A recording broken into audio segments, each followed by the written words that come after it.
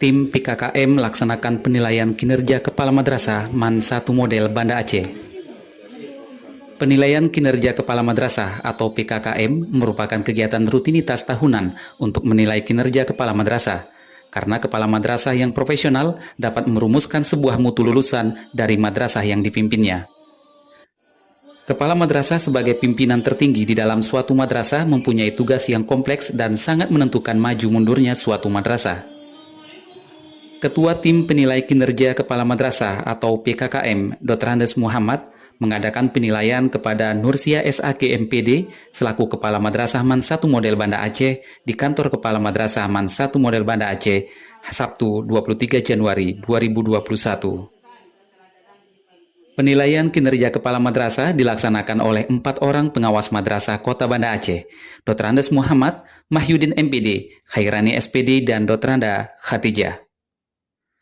Dalam sambutannya, Nursiah menjelaskan terkait kondisi madrasah yang dipimpinnya dan meminta kepada pengawas untuk memberi masukan dan perbaikan jika terjadi ketidaksesuaian dengan kinerjanya.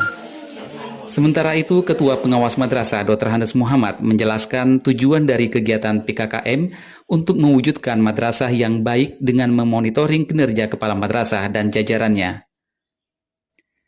Ia menambahkan bahwa setiap aspek dinilai berdasarkan kelengkapan dan keabsahan melalui bukti-bukti yang berupa data, dokumen, kondisi lingkungan fisik madrasah, perilaku serta budaya madrasah yang dapat dikaji dan diamati. Penggalian informasi dari berbagai pihak yang terkait di madrasah seperti guru, staf TU, dan Komite MAN 1 Model Banda Aceh.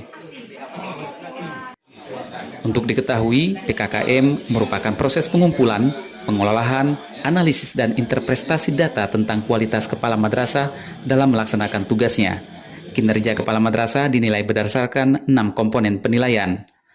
6 komponen penilaian tersebut adalah kepribadian dan sosial, usaha pengembangan madrasah, pelaksanaan tugas manajerial, pengembangan kewirausahaan, supervisi guru dan tenaga kependidikan, serta hasil kinerja kepala madrasah.